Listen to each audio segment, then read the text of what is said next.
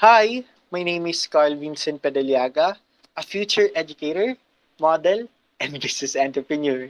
And for this video, I will be discussing about simple, compound, and complex sentences. So let's first talk about the simple sentence. Simple sentence contains one subject and one predicate that can stand alone as an independent clause and make sense by itself. So, an independent clause are just another term for simple sentences which has the same meaning. So, for example, although they live far apart, they are still friends. So, they are still friends in this sentence is the main clause simply because it has a subject which is they, and the predicate in the sentence is the are still friends. While although they live far apart falls under the sentence fragments because the sentence does not express a complete thought. Next. So, there are five basic simple sentence pattern in English. So first on the list is the subject plus verb. So for example, the building collapsed. So the building is the subject and collapse is the verb in the sentence. So second is the subject plus verb plus object. So as for example, they bought a new car wherein they is the subject, bought is the verb, and a new car is the object. So next is the subject plus verb plus indirect object plus direct object. So for example, she wrote him a letter wherein she is the subject, wrote is the verb, him is the indirect object also because he is the one referred to as written in the sentence, and a letter is the indirect object because it is a specific object. So next is the subject plus verb plus subject predicate.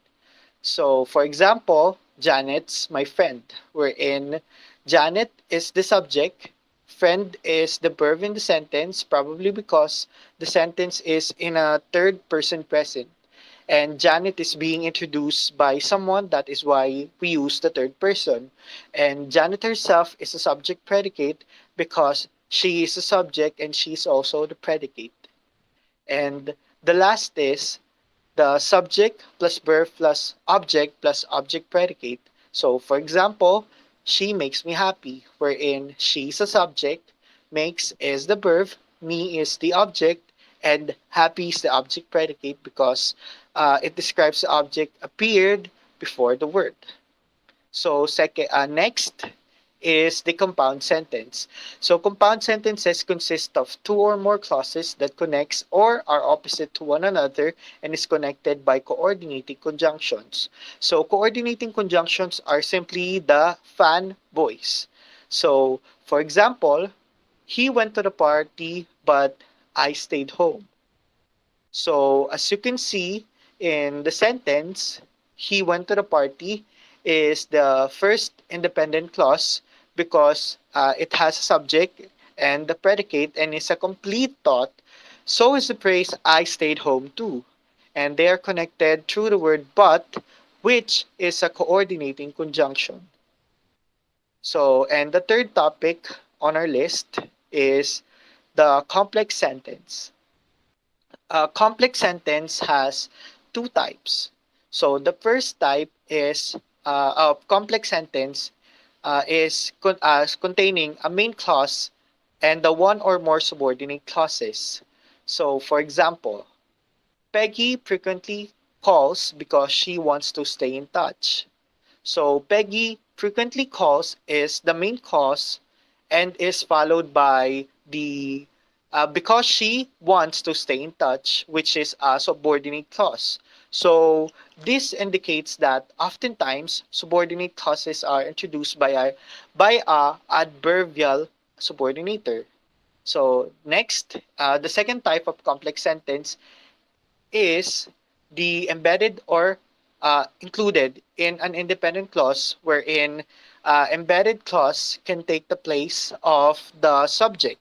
So examples are that he didn't want to go to the ballet was obvious. So in this sentence, it that he didn't want to go in the ballet was the embedded clause, because an embedded clause is placed in another clause to make a complex sentence, and the original word, as you can see, is it was obvious. So second is I argued that it would be a mistake.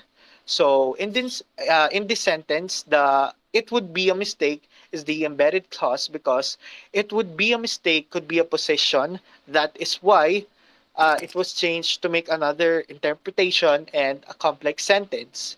And so the third example is the person who was responsible for the accident pled. So in this sentence, the embedded clause is who was responsible for the accident, because it was replaced for responsible, probably even to create an even more complex sentence. Next. So there are three processes of complex sentences. So the first is the coordination or the joining of two or more clauses. Second is the subordination of one clause to another. And the third one is embedding, when an independent clause is included within a main or independent clause. And so that is the my presentation for this activity. Thank you so much for listening.